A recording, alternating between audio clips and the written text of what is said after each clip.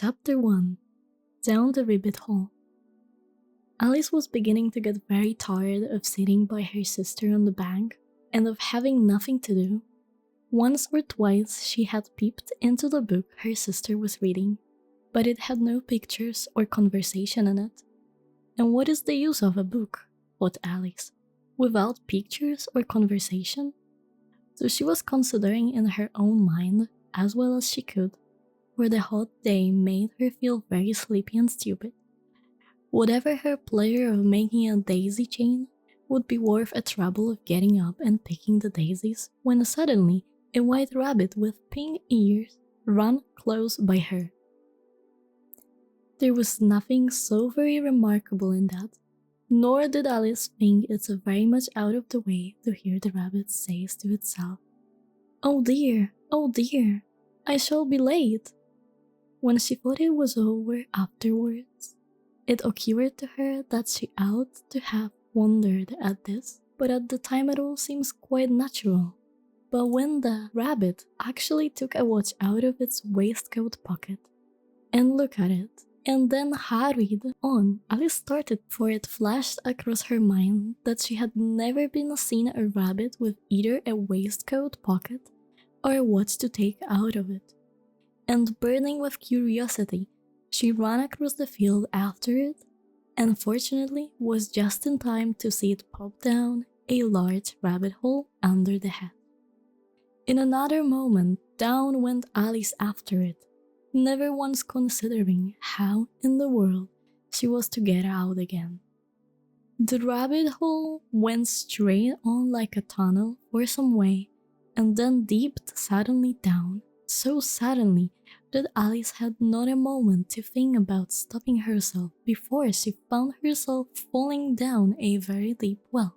Either the well was very deep, or she fell very slowly, for she had plenty of time as she went down to look about her and to wonder what was going to happen next. First, she tried to look down and make out what she was coming to, but it was too dark to see anything. Then she looked at the side of the well and noticed that they were filled with cupboards and bookshelves. Here and there she saw maps and pictures hang upon pegs. She took down a jar from one of the shelves and she passed. It was labeled orange marmalade, but to her great disappointment it was empty. She did not like to drop the jar for fear of killing somebody's underneath, so managed to put it into one of the cupboards as she felt past. Well, thought Alice to herself, after such a fall as this, I shall think nothing of tumbling downstairs. How brave they will all think me at home. Why, I wouldn't say anything about it, even if I fell off the top of the house, which was very likely true. Down, down, down. Would the fall never come to an end? I wonder how many miles I've fallen by this time, she said aloud. I must be getting somewhere near the center of Earth. Let me see. That would be 4,000 miles down, I think. For, you see, Alice had learned several things for the sort of her lesson in the schoolroom, and thought this was not a very good opportunity of showing her of her knowledge, as there was no one to listen to her. Still, it was good practice to say it over. Yes, that's about the right distance, but then I wonder what latitude or longitude I've got to. Alice had no idea what latitude was or longitude either, but though they were nice ground words to sing. Presently she began again. I wonder if I shall fall right through the earth? How funny it will seem to come out among the people that walk with their heads downward. The anticipated, I think. She was rather glad there was no one listening, this time as it didn't sound at all the right word. But I shall have to ask them what the name of the country is, you know? Please, Mum, is this New Zealand or Australia? And she tried to curtsy as she spoke. Fancy curtsying as you're falling through the air. Do you think you could manage it? And what an ignorant little girl she'll think me for asking. No, it will never do to ask. Perhaps I shall see it written up somewhere. Down, down, down. There was nothing else to do, so Alice soon began talking again. Dinah will miss me very much tonight. I should think. Dinah was the cat. I hope they will remember her sources of milk at tea time. Dinah, my dear, I wish you were down here with me. There are no mice in the air, I'm afraid, but you might catch a bat, and that's very like a mouse, you know? But do cats eat bats? I wonder. And here Alice began to get rather sleepy and went on saying to herself in a dreamy sort of way, do cats eat bats? Do cats eat bats? And sometimes do bats eat cats? For you see, as she couldn't answer either question, it didn't much matter which way she put it. She felt that she was dozing off and had just begun to dream what she was walking hand in hand with Dinah and saying to her very earnestly, now Dinah, tell me the truth, did you ever eat a bat? When suddenly, thump, thump, down she came upon a head of sticks and dry leaf, and the fall was over. Alice was not a bit hurt, and she jumped up on her feet in a moment. She looked up, but it was all dark overhead. For her was another long passage, and the white rabbit was still inside, hurrying down it. There was not a moment to be lost. Away went Alice like the wind, and was just in time to hear it say as it turned a corner, oh my ears and whiskers, how late it's getting. She was close behind it when she turned the corner, but the rabbit was no longer to be seen. She found herself in a long, low hall, which was lit up by a row of lamps hanging from the roof. There were doors all around the hall, but they were all locked. And when Alice had been all the way down one side and up the other, trying every door, she walked sadly down the middle, wondering how she was ever to get out again. Suddenly, she came upon a little, three-legged table, all made of solid glass. There was nothing on it, except a tiny golden key, and Alice's first thought was that it might belong to one of the doors of the hall. But alas! Either the locks were too large or the key were too small, but at any rate, it would not open any of them. However, on the second time round, she came upon a low curtain she had not noticed before, and behind it was a little door about 15 inches high. She tried the little golden key in the lock, and to her great delight, it fitted. Alice opened the door and found that it led to a small passage, not much larger than a rat hole. She kneeled down and looked along the passage into the loveliest garden you will ever saw. How she longed to get out of the dark hole and wander about among those beds for bright flowers and those cool fountains. But she could not even get her head through the doorway, and even if my head would go through, thought poor Alice, it would be of very little use without my shoulder. Oh, how I wish I could shut up like a telescope. I think I could, if I only knew how to begin. For, you see, so many out-of-the-way things had happened lately that Alice had begun to think that very few things, indeed, were really impossible. There seems to be no use in waiting by the little door, so she went back to the table, half hoping she might find another key on it, or at any rate a book of rules for shutting people up like telescopes. This time she found a little bottle on it, which certainly was not here before, said Alice, and round the neck of the bottle was a paper label, with the words "Drink me" beautifully printed on it in large letters. It was all very well to say "Drink me," but the wise little Alice was not going to do that in a hurry. "No, I will look first," she said, and see whether it's marked poison or not. For she had read several nice little histories about children who had got burned and eaten up by wild beasts and other unpleasant things, all because they would not remember the simple rule their friend had taught them, such as that a red-hot poker will burn you if you hold it too long, and that if you cut your finger very deeply with a knife, it usually bleeds. And she had never forgotten that if you drink much from a bottle marked poison, it is almost certain to disagree with you sooner or later. However, this bottle was not marked as poison, so Alice ventured to taste it and finding very nice. It had, in fact, a sort of mixed flavor of cherry tart, custard, pineapple, roast turkey, toffee, and hot buttered toast. She was very soon finished it off. What a curious feeling, said Alice. I must be shutting up like a telescope. And so it was indeed. She was now only 10 inches high, and her face brightened up at the thought that she was now the right size for going through the little door into that lovely garden.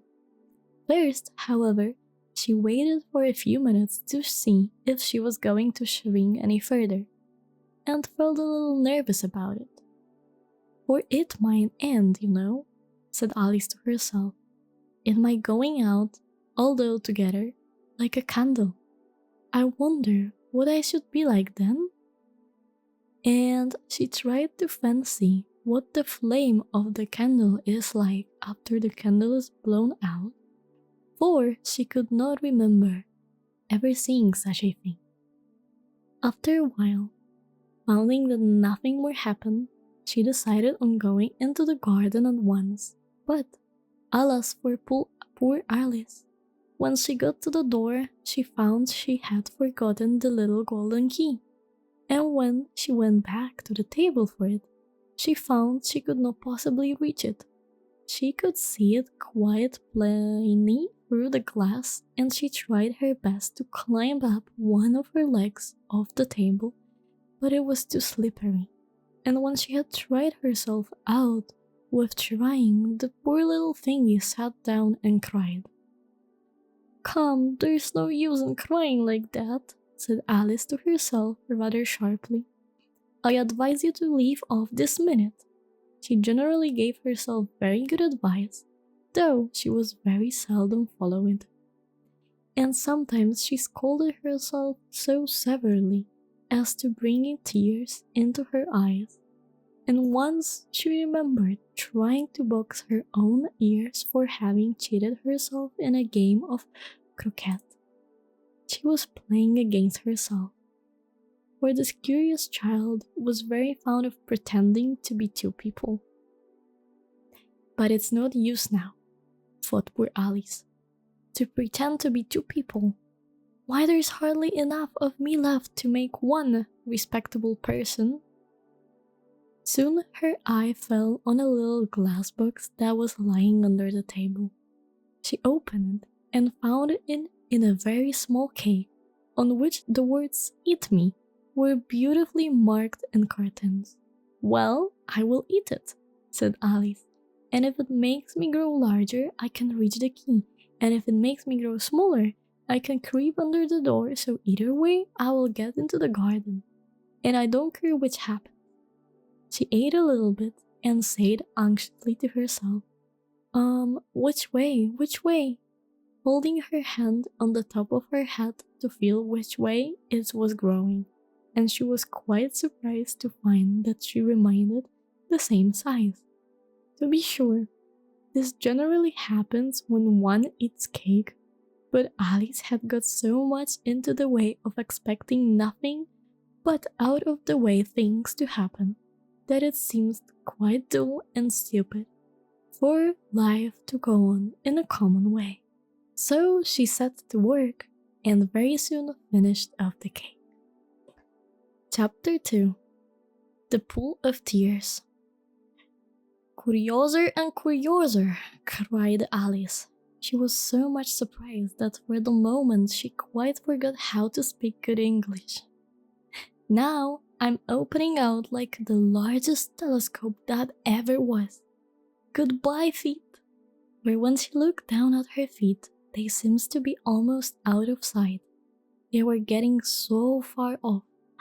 Oh, my poor little feet. I wonder who will put on your shoes and stocking for you now, dears. I'm sure I shan't be able. I shall be a great deal too far to trouble myself about you. You must manage the best way you can, but I must be kind to them, thought Alice. Or perhaps they won't walk the way I want to go. Let me see, I will give them a new pair of boots every Christmas. And she went on planning to herself how she would manage it. They must go by courier, she thought, and how funny it will seem, sending presents to one's own feet. And how odd the directions will look. Alice's right foot, heartwork near the fender, with love, Alice. Oh dear, what nonsense I'm thinking. Just then her head stuck against the roof of the hall. In fact, she was now more than 9 feet high. And she at once took up the little golden key and hurried off to the garden door. Poor Alice, it was so much as she could do, laying down on the side to look through one of the garden with one eye. But to get through was more hopeless than ever. She sat down and began to cry. You ought to be ashamed of yourself, said Alice. A great girl like you, she might well say this, to go on crying in this way. Stop this moment, I tell you. But she went on all the same, shedding gallons of tears until there were a large pool all around her, about 4 inches deep and reaching half down the hall. After a time she heard a little pattering of feet in the distance, and she hesitantly dried her eyes to see what was coming. It was the White Rabbit returning, splendidly dressed, with a pair of white kid gloves in one hand and a large fan in the other. He came trotting along in a great hurry, muttering to himself as he came, "Oh, the Duchess, the Duchess! Oh, won't she be savage if I've kept her waiting?" Alice felt so desperate that she was ready to ask help of anyone. So when the rabbit came near her, she began in a low, timid voice, "If you please, sir." The rabbit started violently, dropped the white kid gloves and the fan, and scurried away into the darkness as hard as he could go. Alice took up the fan and gloves, and, as the hall was very hot, she kept fanning herself all the time she went on talking. "Dear, dear, how queer everything is today, and yesterday things were on just as usual. I wonder if I've been changed into the night? Let me think. Was I the same when I got up this morning? I almost think I can remember feeling a little different. But if I'm not the same, the next question is, who in the world am I? Oh, that's the great puzzle." And she began thinking over all the children she knew that were of the same age as her, to see if she could have been changed into any of them. "I'm sure I'm not Ada," she said, "for her hair goes in such long ringlets, and mine doesn't go in ringlets at all. And I'm sure I can't be Mabel, for I know all sorts of things, and she knows such a very little. Beside, she's she, and I'm I. And oh dear, how puzzling it is all. I will try if I know all the things I used to know. Let me see. 4 times 5 is 12, and 4 times 6 is 13, and 4 times 7 is... oh dear, I shall never get to 20 at this rate. However, the multiplication table doesn't signify. Let's try geography. London is the capital of Paris, and Paris is the capital of Rome, and Rome... no, that's all wrong, I'm certain. I must have been changed into Mabel. I'll try and say, how doth the little? And she crossed her hands on her laps and if she were saying lessons and began to repeat it. But her voice sounded hoarse and strange, and the words did not come the same as they used to do. How doth the little crocodile improved his shining tail and poured the waters of the Nile on every golden scale. How cheerful he seems to grin, how neatly spread his claws, and welcome little fishes in with gently smiling jaws. I'm sure those are not the right words, said poor Alice, and her eyes filled with tears again as she went on. I must be Mabel after all, and I shall have to go and live in that poky little house and have next to no toys to play with and oh, ever so many lessons to learn? No, I've made up my mind about it. If I'm Mabel, I will stay down here. It will be no use their putting their heads down and saying, "Come up again, dear." I shall only look up and say who I am then. Tell me that first, and then if I like being that person, I will come up. If not, I will stay down there till I'm somebody else. But oh dear, cried Alice with a sudden burst of tears, I do wish they would put their hands down. I am so very tired of being all alone here.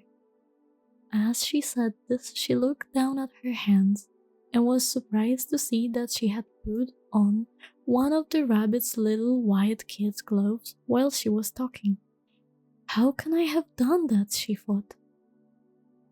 I must be growing small again.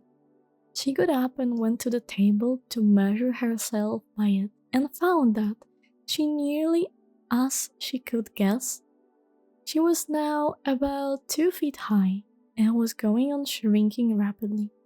She soon found out that the cause of this was the fan she was holding, and she dropped it harshly, just in time to avoid shrinking away altogether. That was a narrow escape, said Alice, a good deal frightened at the sudden change, but very glad to find herself still in existence. And now for the garden. And she ran with all the speed back to the little door.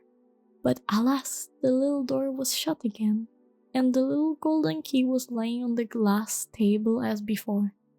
And things are worse than ever, thought the poor child. For I never was so small at this before, never, and I declare it's too bad. That is it. As she said those words, her foot slipped, and in another moment, splash! She was up to her chin in salt water. Her first idea was that she had somehow fallen into the sea, and in that case, I can go back by railway, she said to herself.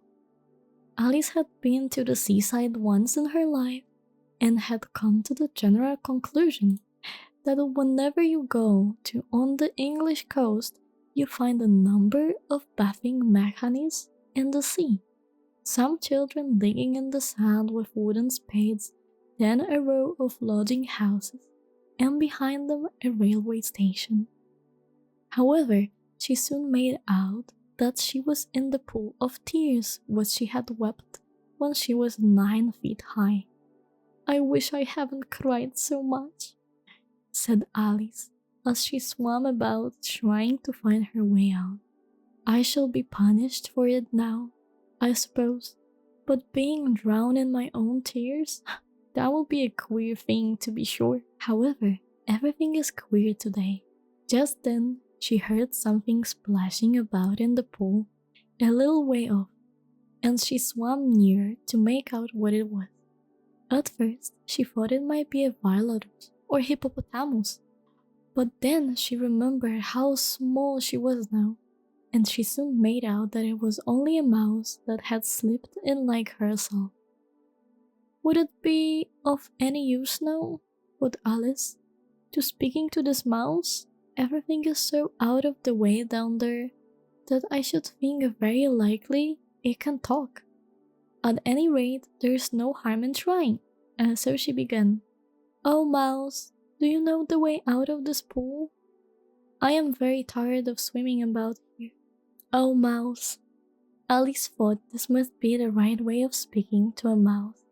She had never done such a thing before, but she remembered having seen in her brother's Latin's grammar a mouse, of a mouse, to a mouse, oh mouse. The mouse looked at her rather infrequently and seemed to her to wink with one of its little eyes, but it said nothing. Perhaps it doesn't understand English, thought Alice. Ideously, it's a French mouse, come over with Williams the Conqueror. For, with all her knowledge of history, Alice had no very clear notion how long ago anything had happened. So she began again, "Où est ma chatte?" which was the first sentence in her French lesson book. The mouse gave a sudden leap out of the water and seemed to quaverly all over the fright. "Oh, I beg your pardon," cried Alice hastily, after that she had heard the poor animal's feeling. "I quite forgot you didn't like cats." "Not like cats," cried the mouse in a shrill, passionate voice. "Would you like cats if you were me?" "Well, perhaps not," said Alice in a smoothing tone. "Don't be angry about it. And yet, I wish I could show you our cat Dinah. I think you would take a fancy to cats if you could only see her. She is such a dear, quiet thing." Alice went on, half to herself, as she swam lazily about in the pool. "And she sits purring so nicely by the fire, licking her paws and washing her face, and she is such a nice soft thing to nurse. And she's such a capital one for catching mice." "Oh, I beg your pardon," cried Alice again, for this time the mouse was bristling all over, and she felt certain it must be really offended. "We won't talk about her any more if you'd rather not." "We indeed," cried the mouse, who was trembling down to the end of his tail. "And if I would talk on such a subject, our family always hated cats. Nasty, low, vulgar things. Don't let me hear the names again." "Oh, I won't indeed," said Alice in a great hurry to change the subject of the conversation. Are you fond of the dog?" The mouse did not answer, so Alice went on eagerly. "There is such a nice little dog near our house. I should like to show you. A little bright-eyed terrier, you know." "Which one?" "Oh, with such a long curly brown hair, and it will fetch things when you throw them, and it will see to happen back for its dinner, and all sorts of things. I can't remember half of them, but it belongs to a farmer, you know, and he says it's so useful, it's worth £100. He says it kills all the rats and—" "Oh dear," cried Alice in a swirled tone. "I'm afraid I've offended you again." For the mouse was swimming away from her as hard as it could go, and making quite a commotion in the pool as it went. So she called softly after it, "Mouse, dear, do come back again, and we won't talk about cats or dogs either, if you don't like them." When the mouse heard this, it turned round and swam slowly back to her. Its face was quite pale, with passion, Alice thought, and it said in a low, trembling voice, "Let us get to the shore, and then I will tell you my history, and you will understand why is it I hate dogs and cats." It was high time to go, for the pool was getting quite crowded with all the birds and animals that had fallen into it. There was a dag and a dodo, a lory and an eagle, and several other curious creatures. Alice led the way, and the whole party swam to the shore. Chapter 3. A Caucus Race and a Long Tail. They were indeed a queer-looking party that assembled in a bank. The birds with draglet feathers, the animals with their fur clinging close to them and all dripping wet, cross and uncomfortable. The first question, of course, was how to get dry again. They had a constellation about us, and after a few minutes, it seems quite natural to Alice to find herself talking familiar with them, as if she had knowledged them for her whole life. Indeed, she had quite a long argument with the lorry, who at least turned sulky, and would only say, "I am older than you and must know better."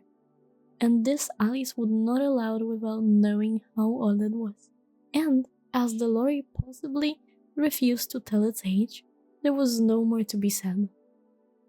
At least the mouse, who seems to be a person of authority among them, called out, "Sit down, all of you, and listen to me. I will soon make you dry enough." And all sat down at once in a large ring with the mouse in the middle. Alice kept her eyes anxiously fixed on it, for she felt sure she would catch a bad cold if she did not get dry very soon. Said the mouse with an important air. "Are you all ready? This is the driest thing I know. Silence all around, if you please." William the Conqueror, whose cause was favoured by the Pope, was soon submitted to by the English, who wanted leaders, and had been of late much accustomed to usurpers and conquest. Edwin and Morcar, the earliest of America and Numberia, said the lorry with a shiver. "I beg your pardon," said the mouse, frowning, but very politely. "Did you speak?" "No, said the lorry hesitantly. "I thought you did," said the mouse. "I proceed. Edwin the Morcar, the earliest of America and Numberia, declared for him, and even Stigred, the patriarchal archbishop of the Canterbury, found it advisable." "Found what?" said the duck. "Found it," the mouse replied rather crossly. "Of course you know what it means." "I know what it means well enough when I found a thing," said the duck. "It's generally a frog or a worm. The question is, what did the archbishop find?" The mouse did not notice the question, but Harry went on. "Found it advisable to go with Edgar at Telling to meet William and offer him the crown. William's conduct at first was moderate, but the isolation of his Normans— How are you getting on now, my dear?" It continued, trying to Alice as it spoke. "As wet as ever," said Alice in a melancholy tone. "It doesn't seem to dry me at all."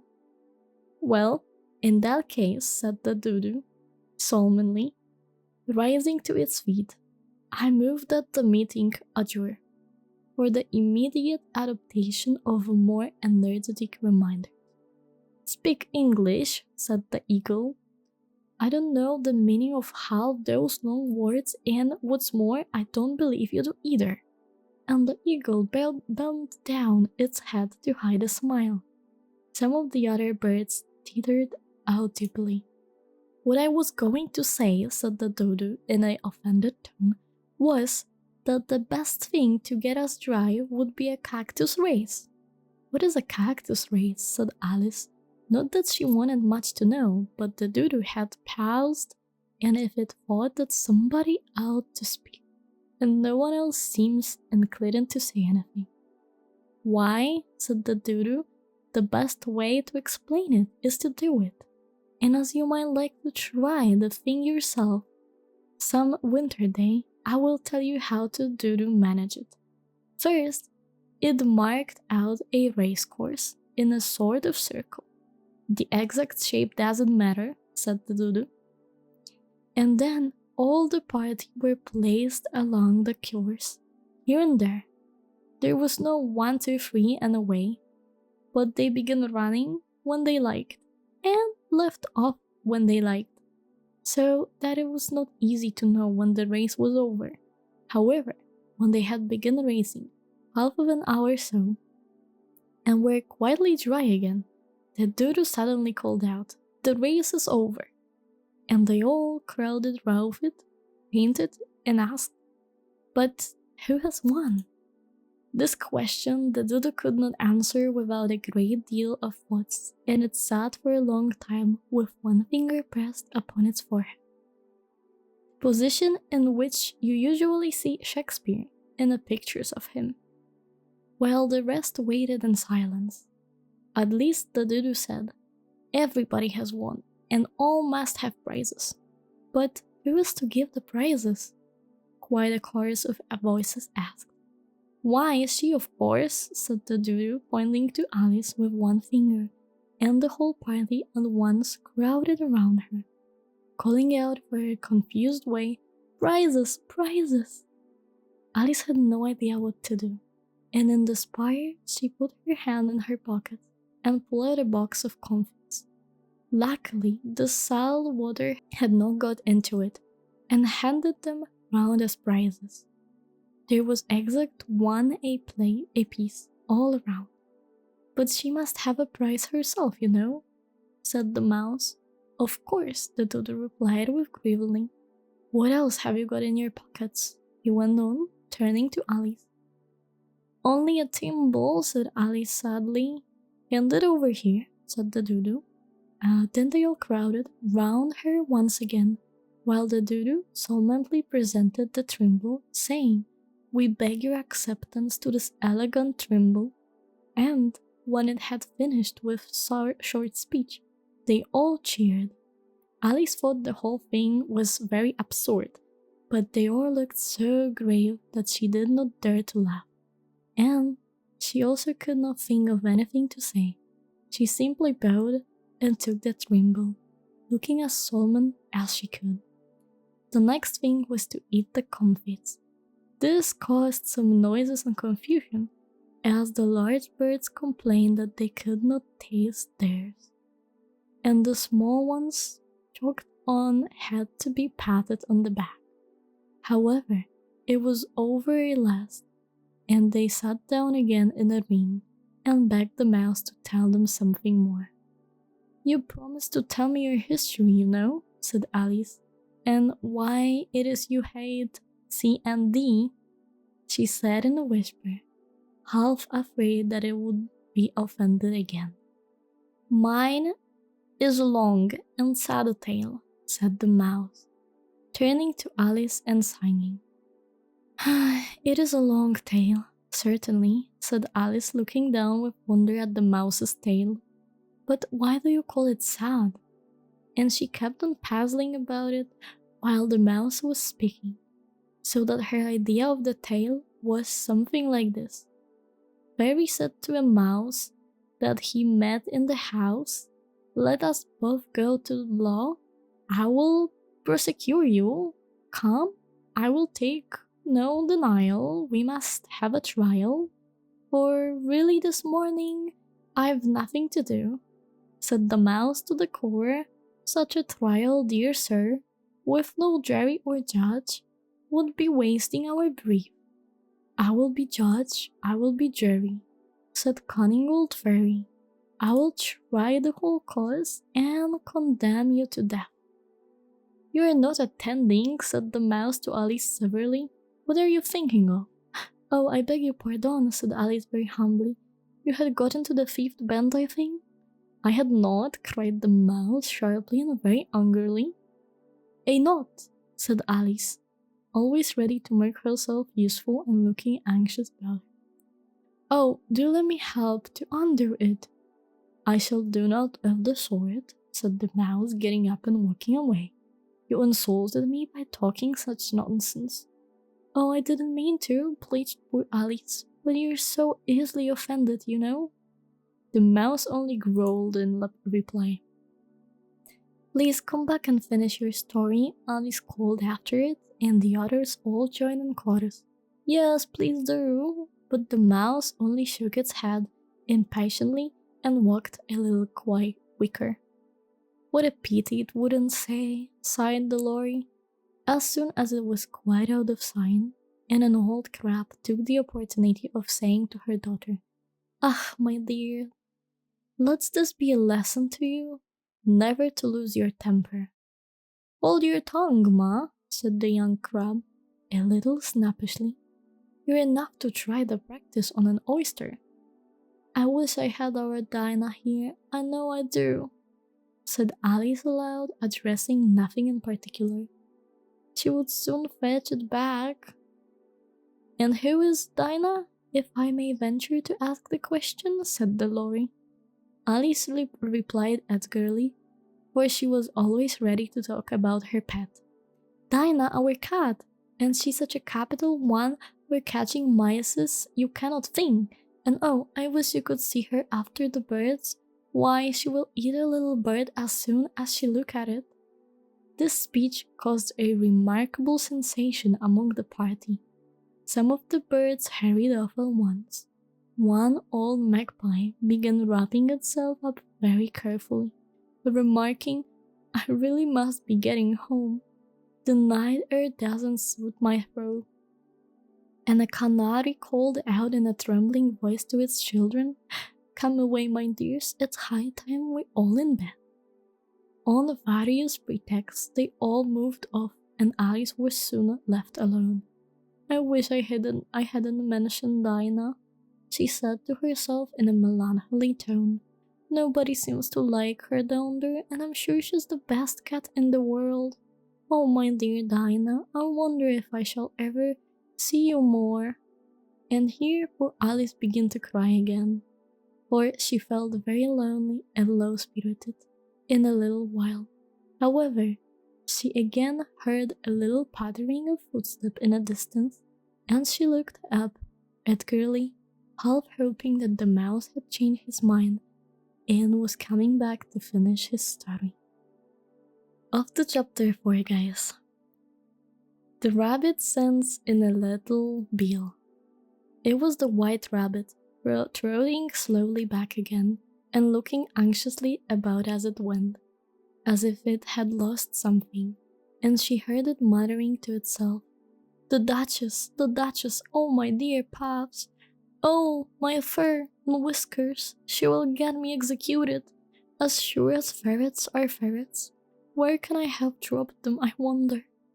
Alice guessed in a moment that it was looking for the fan and the pair of white kid gloves, and she was very good-natured, being hunting about for them.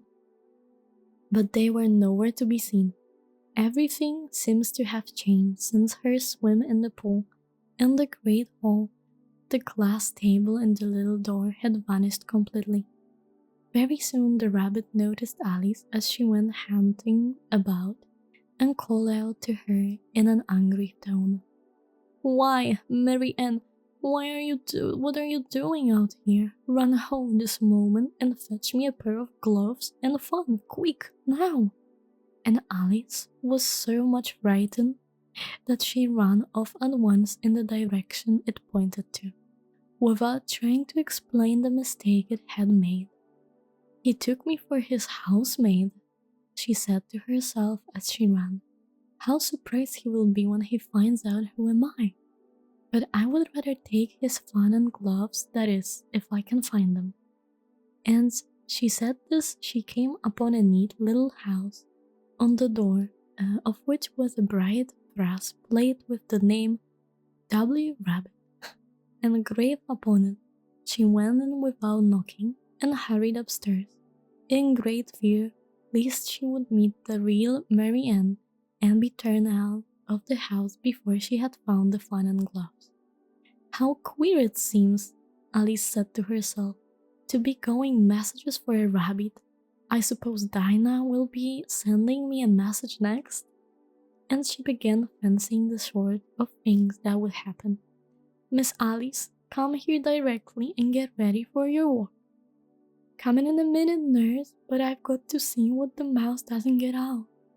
Only I don't think," Alice went on, "that they will let Dinah stop in a house if I begin ordering people about it like that." By the time she had found her away into a tidy little room with a table in the window, and on it she had hoped a fun 2 or 3 pairs of tiny white kid gloves. She took out the fun, a pair of the gloves, and was just going to leave the room when her eye fell upon a little bottle that stood near to the looking glass. There was no label this time with the words "Drink me," but nevertheless she uncorked it and put it to her lips. "I know something interesting is sure to happen," she said to herself. "Whether I eat or drink anything, so I'll just see what this bottle does. I do hope it will make me grow larger again. For real, I'm quite tired of being such a tiny little thing." It did so indeed, and much sooner than she had expected. Before she drank half of the bottle, she found her head pressing against the ceiling and had to stop to save her neck before being broken. She hastily put down the bottle, saying to herself, "That's quite enough. I hope I shall grow any more. As it is, I can't get out of the door. I do wish I hadn't drunk quite so much." Alas, it was too late to wish that. She went on growing and very soon had to kneel down on the floor. In another minute, there was not even a room for that, and she tried the effect of lying down with one elbow against the door and the other arm curled around her head. Still she went on growing, and as a last resource, she put one arm out of the window, one foot up the chimney, and said to herself, "Now I can do not move, whatever happens. What will become of me?" Luckily for Alice, the little magic bottle had now had its full effect, and she grew no longer. Still, it was very uncomfortable, and as there seems to be no sort of chance of her ever getting out of the room again, no wonder she felt unhappy. It was much pleasanter at home, thought poor Alice, when one wasn't always growing larger and smaller and being overloaded about by mice and rabbits, and I almost wish I hadn't gone down the rabbit hole, and yet, that's rather curious, you know, this sort of life. I do wonder what can happen to me. When I used to read fairy tales, I fantasized the kind of things never happen, and now here I am in the middle of the one. There ought to be a book written about me, they're out, and when I grow up, I will write one. But I'm growing up now, she said in a sorrowful tone. At least there's no room to grow up anymore here.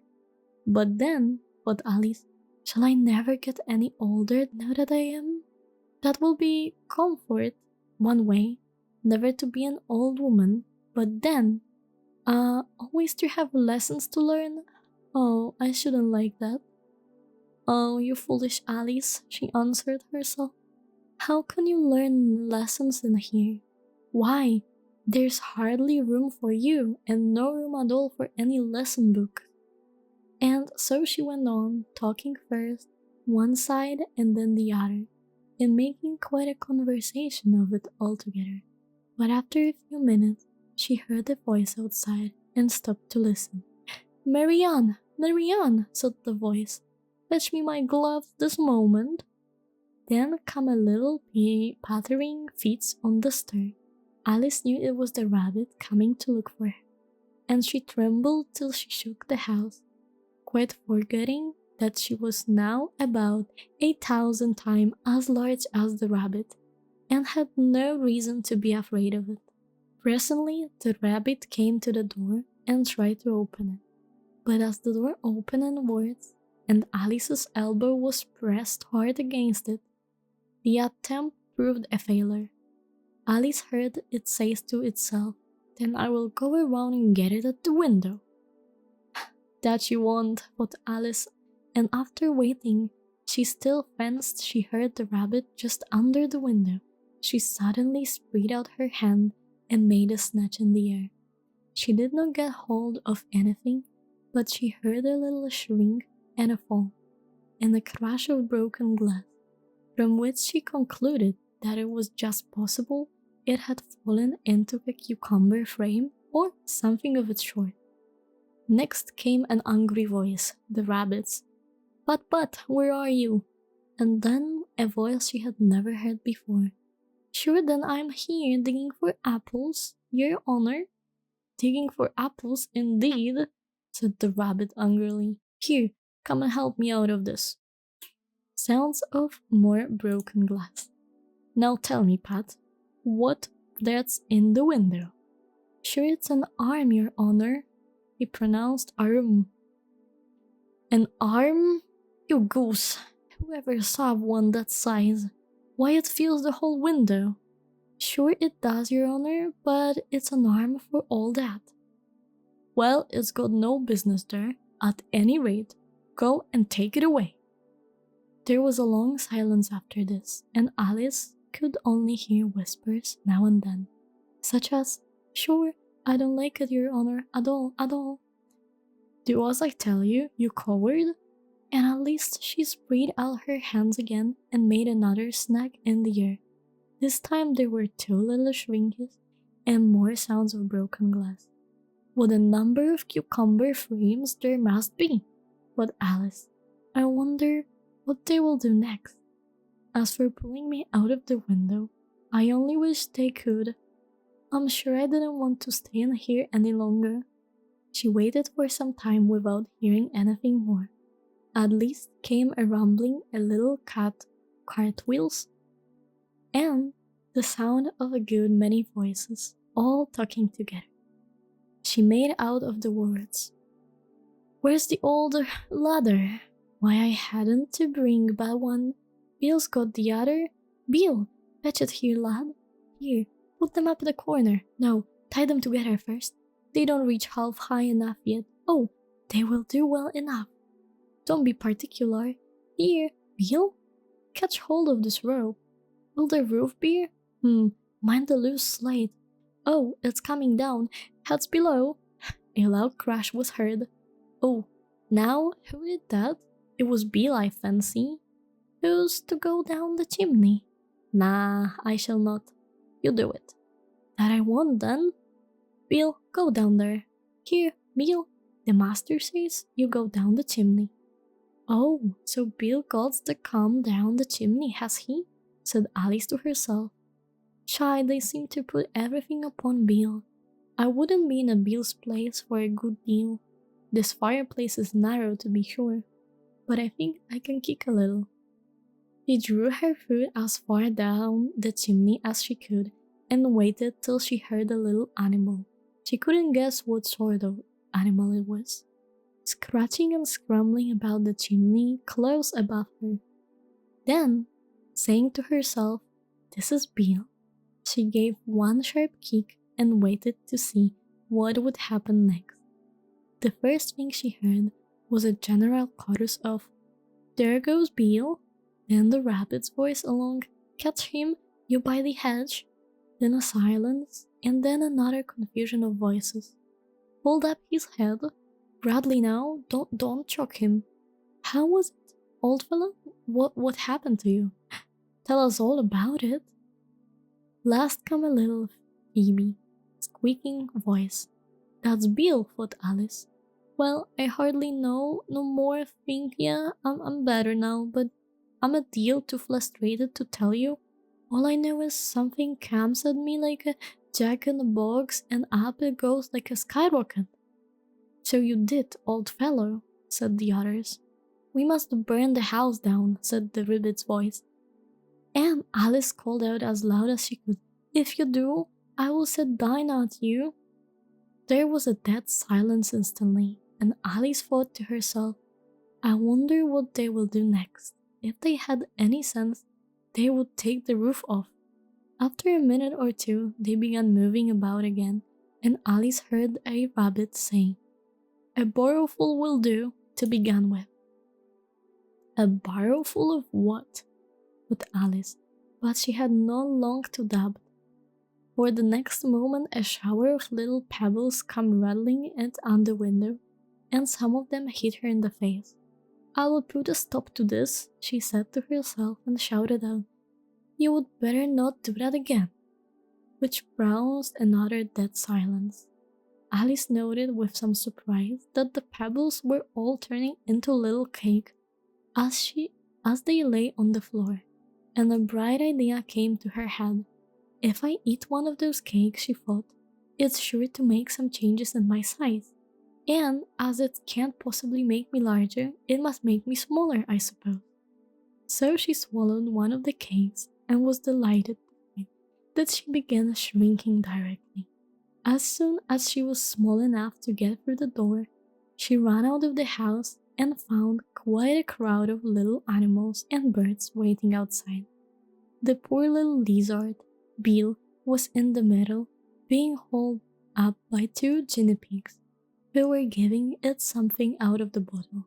They all made a rush at Alice the moment she appeared, but she ran off as hard as she could, and soon found herself safe in a thick wood.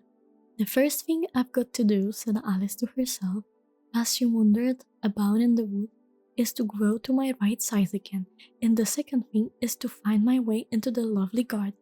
I think that will be the best plan. It sounded an excellent plan, no doubt, and very neatly and simply arranged.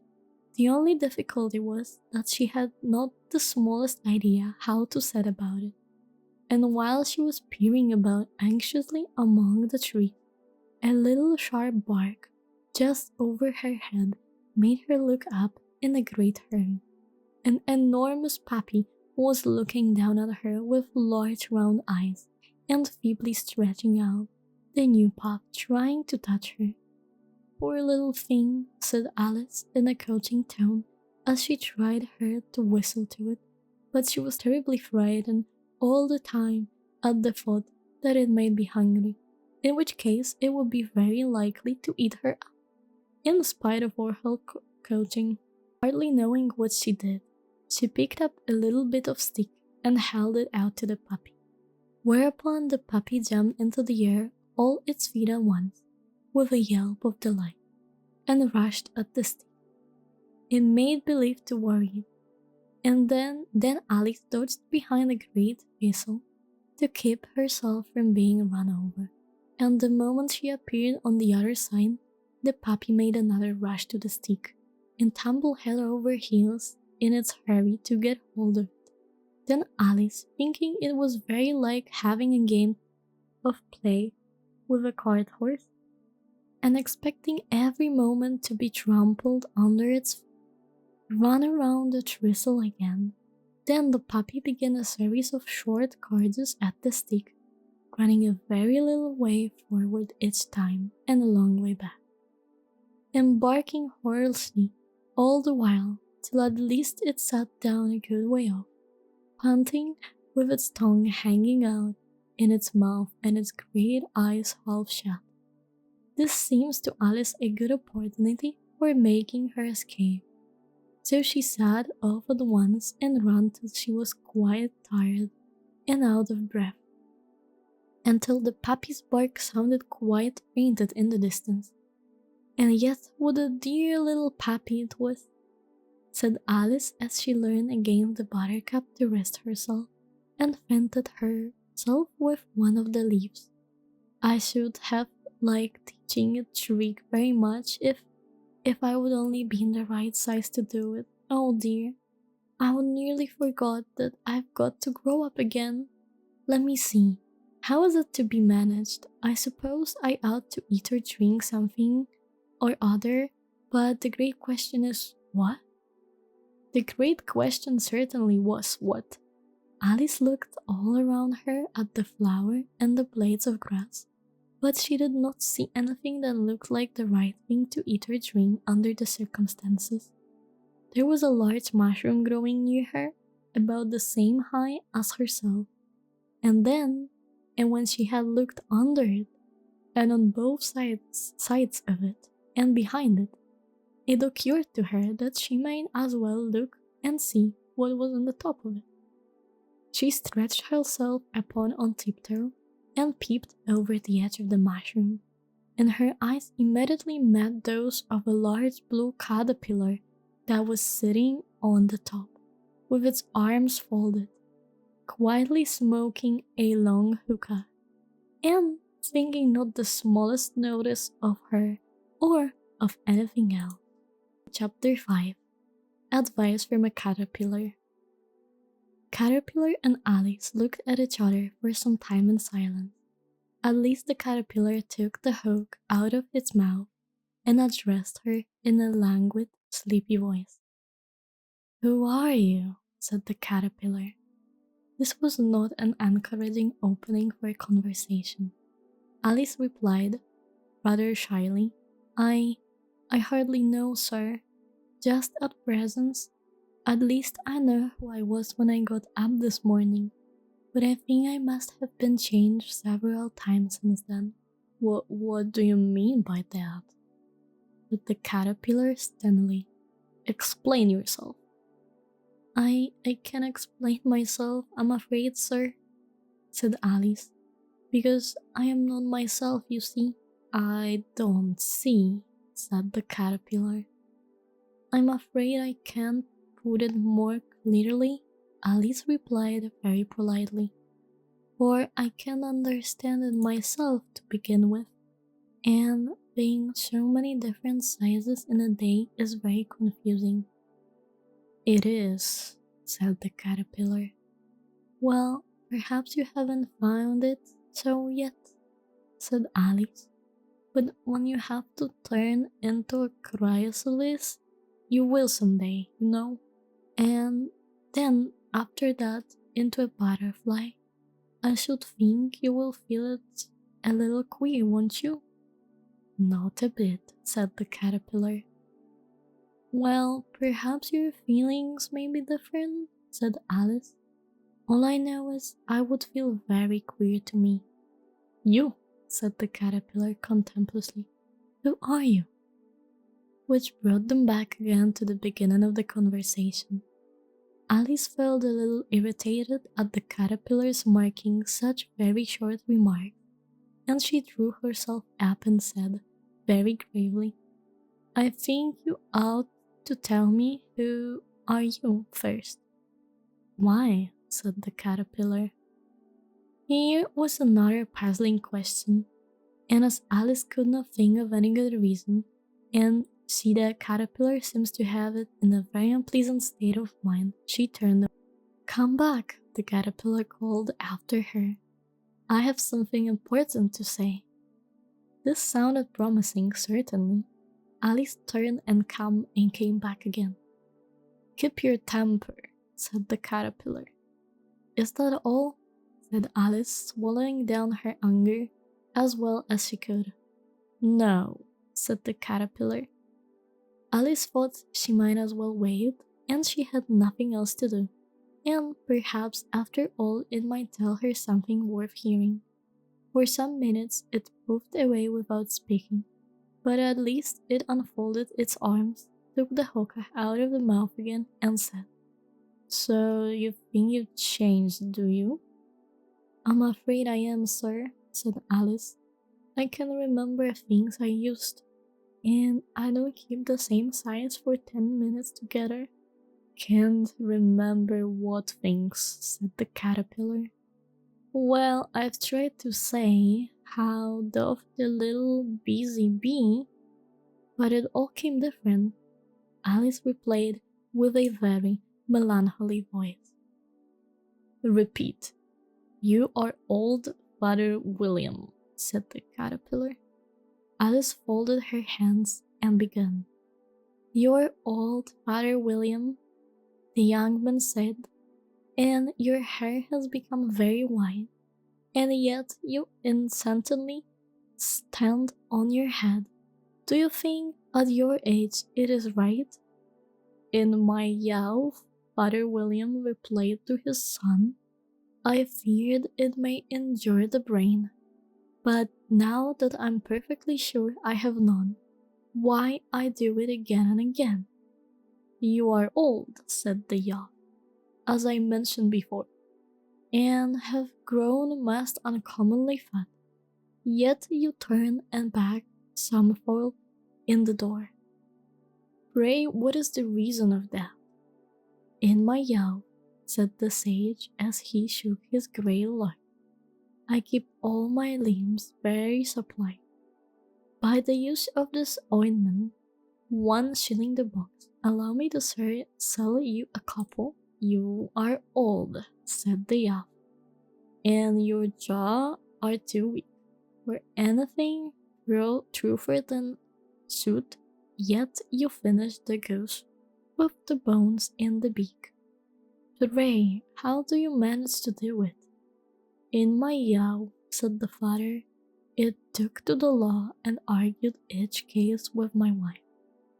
And the muscular strength which it gave to my jaw has lasted the rest of my life.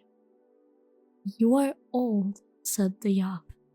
One would hardly suppose that your eyes was as steady as ever, yet you balanced an eel on the end of your nose. What made you so awfully clever? I have answered 3 questions and that is enough, said his father. Don't give yourself airs. Do you think I can listen all day to such stuff? Be off or I will kick you downstairs. This is not said right, said the caterpillar. Not quite right, I'm afraid, said Alice timidly. Some of the words have got altered. It is wrong from beginning to an end, said the caterpillar delicately. And there was silence for some minutes. The caterpillar was the first to speak. What size do you want to be? It asked. Oh, I'm not particular as to size, Alice hastily replied. Only one doesn't like changing so often, you know. I don't know, said the caterpillar. Alice said nothing. She had never been so much contracted in her life before, and she felt that she was losing her temper. Are you content now? Said the caterpillar. Well, I should like to be a little larger, sir, if you wouldn't mind, said Alice. 3 inches is such a rich height to be. It is a very good height indeed, said the caterpillar angrily, rearing itself up straight as it spoke. It was exactly 3 inches high. But I'm not used to it, bleached poor Alice, in a picked white stone, and she thought of herself. I wish the creatures wouldn't be so easily offended. You will get used to it in time, said the caterpillar, and it put the hookah in its mouth and began smoking again. This time Alice waited patiently until it chose to speak again. In a minute or two, the caterpillar took the hookah out of its mouth and yawned once or twice, and shook itself. Then it got down off the mushroom and crawled away in the grass, merely remarking as it went, one side will make you grow taller, and the other side will make you grow shorter. One side of what? The other side of what? Thought Alice to herself. Of the mushroom, said the caterpillar, just as if she asked it aloud, and in another moment it was out of sight. Alice remained looking thoughtfully at the mushroom for a minute, trying to make out which were the 2 sides of it, and as it was perfectly round, she found this a very difficult question. However, at least she stretched her arms round it as far as they would go, and broke it a bit of the edge with each hand. And now which is which? She said to herself, and nibbled a little of the right hand bit to try the effect. The next moment she felt a violent blow underneath her chin. It had struck her foot. She was a good deal frightened by this very sudden change, but she felt that there was no time to be lost, as she was shrinking rapidly, so she set to work at once to eat some of the other bit. Her chin was pressed so closely against her foot that there was hardly room to open her mouth, but she did it at least and managed to swallow a morsel of the left hand bit. Come, my head's free at least, said Alice in a tone of delight, which changed into alarm in another moment, when she found that her shoulders were nowhere to be found. All she could see, when she looked down, was an immense length of neck, which seems to rise like a shawl out of a sea of garden leaves that lay far below her. "What can all that green stuff be?" said Alice. "And where have my shoulders go to? And oh, my poor hands, how it is I can't see you." She was moving them about as she spoke, but no result seems to follow, except a little shaking among the distant green leaves, as there seems to be no chance of getting her hands up to her head. She tried to get her head down to them, and was delighted to find that her neck would bend about easily in any direction, like a serpent. She had just succeeded in curving it down into a graceful zigzag, and was going to dive in among the leaves, which she found to be nothing but the tops of the trees under, which she had been wondering, when a sharp hiss made her throw back in a hurry. A large pigeon had flown into her face and was beating her violently with its wings. "Serpent!" screamed the pigeon. "I'm not a serpent," said Alice. "Let me alone." "Serpent, I say it again," repeated the pigeon, but in a more sudden tone, and added with a knob of sob, "I tried every way and nothing seems to suit them." "I haven't the least idea what are you talking about," said Alice. "I tried to root the trees, and I've tried banks, and I tried hedges," the pigeon went on, without attending to her. "But those serpents, those are not pleasing them." Alice was more and more puzzled, but she thought there was no use in saying anything more till the pigeon had finished. "As if it wasn't trouble enough hatching the eggs," said the pigeon. "But I must be on the lookout for serpent night and day. Why, I haven't had a wink of sleep with those 3 weeks." "Oh, I'm very sorry you've been annoyed," said Alice, who was beginning to see its meaning.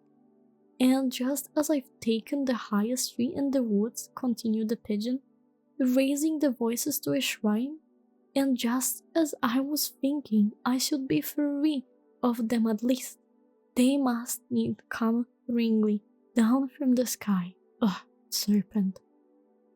"But I'm not a serpent, I tell you," said Alice. I'm... "Well, what are you?" said the pigeon. "I can't see you trying to invent something."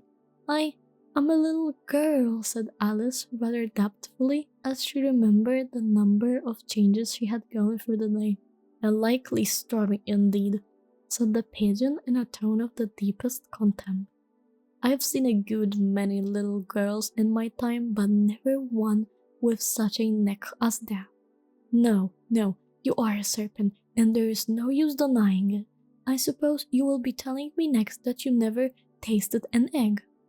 "I have never tasted egg, certainly," said Alice, who was a very truthful child. "But little girls eat eggs quite as much as serpents do, you know." "I don't believe it," said the pigeon. "But if they do, why then they are a kind of serpent. That's all I can say." This was such a new idea to Alice that she was quite silent for a minute or two, which gave the pigeon the opportunity of adding, "You're looking for eggs. I know that well enough. And what does it matter to me whether you're a little girl or a serpent?" "It matters a good deal to me," said Alice hastily. "But I'm not looking for eggs, as it happens, and if I was, I shouldn't want yours. I don't like them raw." "Well, be off then," said the pigeon in a sulky tone. As it settled down again into its nest, Alice crouched down among the trees as well as she could, for her neck kept getting entangled among the branches, and every now and then she had to stop and untwist it.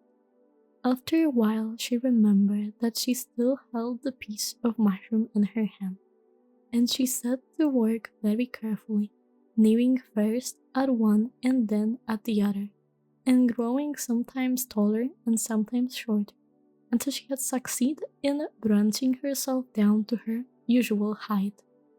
It was so long since she had been anything near the right size that it felt quite strange at first, but she got used to it in a few minutes and began talking to herself as usual.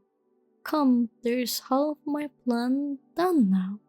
How puzzling all of those changes are. I'm never sure what I'm going to be from the minute to another. However, I've got back to my right size.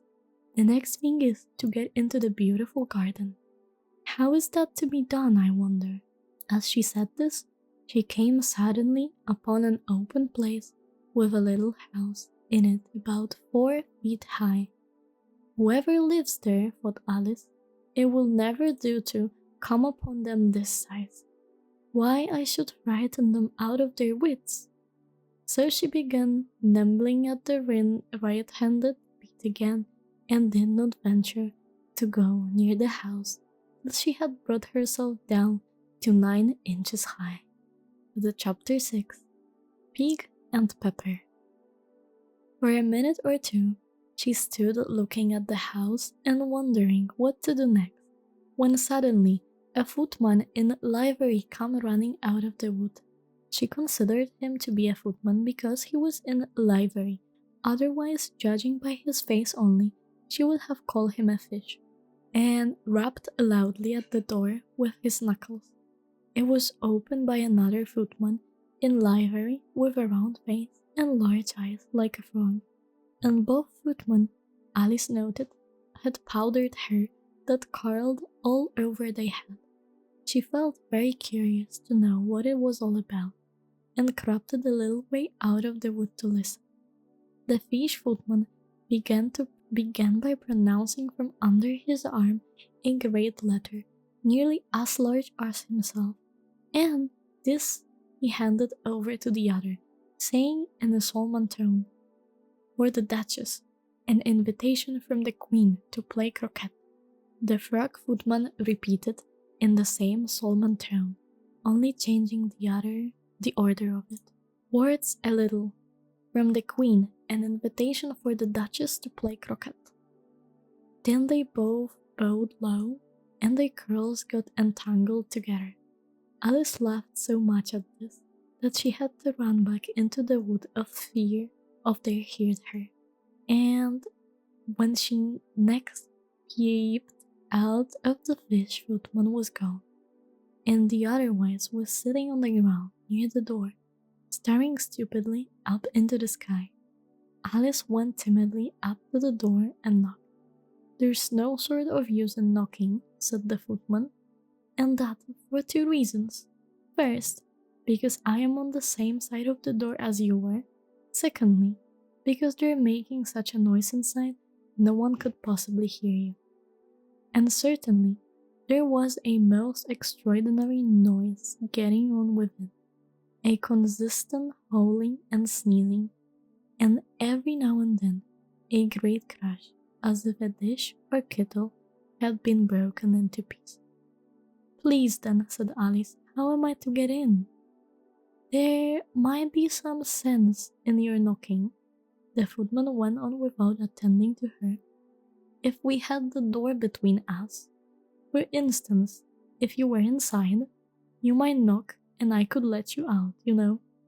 He was looking up into the sky all the time he was speaking, and this Alice thought decidedly uncivil. "But perhaps he can't help," she said to herself. "His eyes are so very nearly at the top of his head, but at any rate, he might answer questions. How am I to get in?" she repeated aloud. "I shall sit here," the footman remarked, "till tomorrow." At this moment the door of the house opened, and a large blade came skimming out, straight at the footman's head.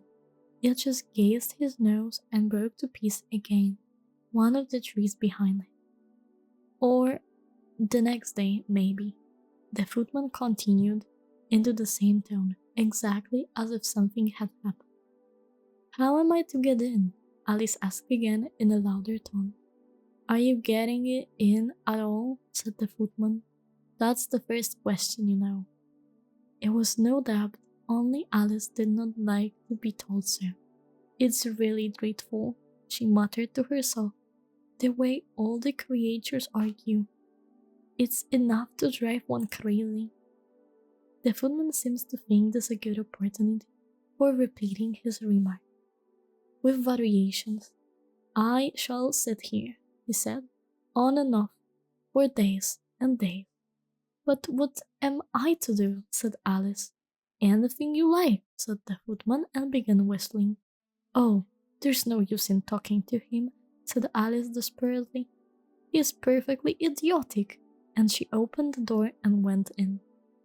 The door led right into a large kitchen, which was full of smoke from one end to the other. The Duchess was sitting on a three-legged stool in the middle, nursing a baby. The cook was leaning over the fire, stirring a large cauldron which seems to be full of soap. "There's certainly too much pepper in that soup," Alice said to herself as well as she could for sneezing. There was certainly too much of it in the air. Even the Duchess sneezed occasionally, and as for the baby, it was sneezing and howling alternately without a moment pause. The only thing in the kitchen that did not sneeze were the cook and a large cat with a sitting on the hearth and grinning from ear to ear. "Please, would you tell me," said Alice a little timidly, for she was not quite sure whether it was good manners for her to speak first, "why your cat grins like that?" "It's a Cheshire cat," said the Duchess, "and that's why, pig." She said two last words with such sudden violence that Alice quite jumped, but she saw in another moment that it was addressed to the baby, and not to her, so she took courage and went on again. "I didn't know that Cheshire cats always grinned. In fact, I didn't know that cats could grin." "They all can," said the Duchess, "and most of them do. I don't know of any do that," Alice said very politely, feeling quite pleased to have got into a conversation. "You don't know much," said the Duchess, "and that's a fact." Alice did not at all like the tone of this remark and thought it would be as well to introduce some other subject of the conversation. While she was trying to fix on one, the cook took the cauldron of soup off the fire and at once set to work throwing everything within reach at the Duchess and the baby. The fire irons came first, then followed a shower of saucepans, plates, and dishes. The Duchess took no notes of them, even when they hit her, and the baby was howling so much already that it was quite impossible to say whether the blow hurts it or not. "Oh, please, mind, what are you doing?" cried Alice, jumping up and down in an agony of terror. "Oh, there goes his precious nose!" as an unusually large saucepan flew close by it, and very nearly carried it off. "If everybody minded their own business," the Duchess said in a horrid groan, "the world would go round and deal faster than it does." "Which would not be an adventure," said Alice, who felt very glad to get an opportunity of showing off a little of her knowledge. "Just think of what works it would make with the day and the night. You see, the earth takes 24 hours to turn around on its axis." "Talking of axes," said the Duchess, "chop off her head." Alice glanced rather anxiously at the cook to see if she meant to take the hint, but the cook was busy stirring the soup and seems not to be listening. So she went on again. 24 hours, I think, or is it 12? Oh, don't bother me," said the Duchess. "I never could abide figures." And with that she began nursing her child again, singing in sort of lullabies to it as she did so, and giving it a violent shake at the end of every line. "Speak roughly to your little boy and beat him when he sneezes. He only does it to annoy it because he knows it tease." In which the cook and the baby joined. Whoa, whoa, whoa. While the Duchess sang the second verse of the song, she kept tossing the baby violently up and down, and the poor little thing howled so that Alice could hardly hear the words. I speak severely to my boy, I beat him when he sneezes, for he can fruitfully enjoy the pepper when he please. Whoa, whoa, whoa. Here, you may nurse it a bit if you like, the Duchess said to Alice, flinging the baby at her as she spoke. I must go and get ready to play croquet with the Queen, and she hurried out of the room. The cook threw a flying pan after her and she went off, but it just missed her. Alice caught the baby with some difficulty, as it was a queer-shaped looking creature, and held out its arms and legs in all directions. Just like a starfish, thought Alice. The poor little thing was snoring like a steam engine when she caught it, and kept doubling itself up and straightening itself out again, so that altogether, for the first minute or two, it was as much as she could do to hold it. As soon as she had made out the proper way of nursing it, which was to twist it up into a sort of knot, and then kept tight hold of its right ear and left foot, so as to prevent its unfolding itself, she carried it out into the open air. If I don't take this child away with me, thought Alice, they are sure to kill it in a day or two. Wouldn't it be a murder to leave it behind? She said the last word out loud, and the little thing grounded in a reply. It had left off sneezing by this time. Don't ground, said Alice. That's not all the proper way of expressing yourself. The baby grounded again, and Alice looked very anxiously into its face to see what was the matter with it. There could be no doubt that it had a very turned-up nose, much more like a snort than a real nose. Also, its eyes were getting extremely small for a baby. Altogether, Alice did not like the look of the thing at all, but perhaps it was only so big. She thought and looked into its eyes again, to see if there was any tears. No, there was no tears. If you're going to turn into a pig, my dear, said Alice seriously, I have nothing more to do with you. Mind now. The poor little thing sobbed again, or grounded, it was impossible to say which, and they went on for some while in silence. Alice was beginning to think to herself, now, what am I to do with this creature when I get it home? When I ground it again, so violently that she looked down into its face in some alarm. This time, there could be no mistake about it. It was neither more nor less than a pig. Then she felt that it would be quite absurd for her to carry it further, so she set the little creature down and felt quite relieved to see it trot away quietly into the wood. If it had grown up, she said to herself, it would have made a dreadfully ugly child. But it makes rather a handsome pig, I think.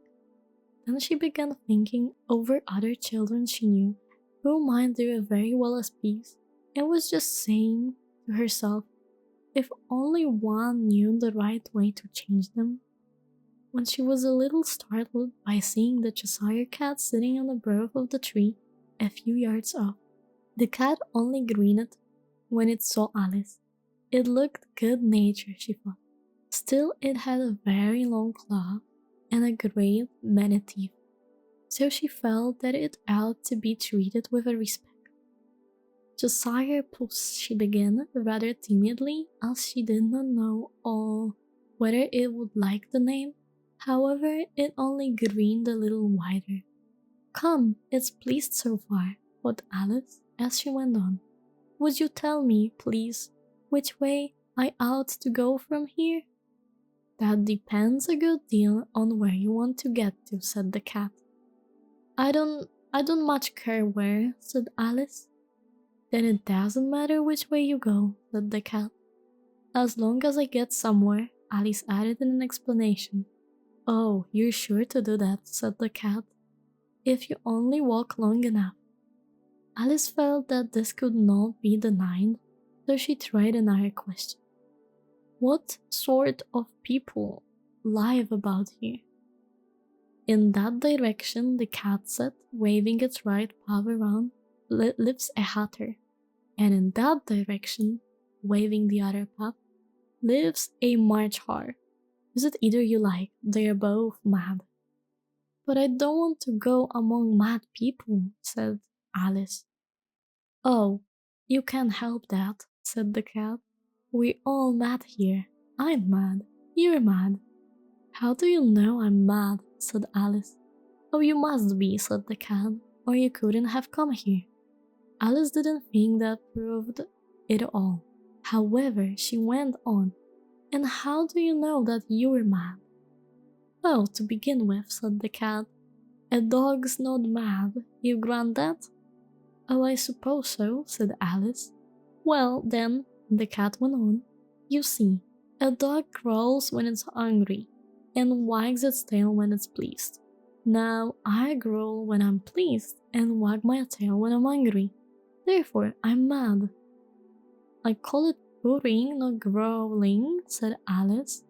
Call it whatever you like, said the cat. Do you play croquet with the queen today? I should like it very much, said Alice, but I haven't been invited yet. You will see me there, said the cat, and vanished. Alice was not much surprised at this. She was getting so used to queer things happening. While she was looking at the place where it had begun, it suddenly appeared again. By the by, what comes of the baby? Said the cat. I would nearly forgotten to ask. Oh, it turned into a pig, Alice quietly said, just as if it had come back in a natural way. I thought it would, said the cat, and vanished again.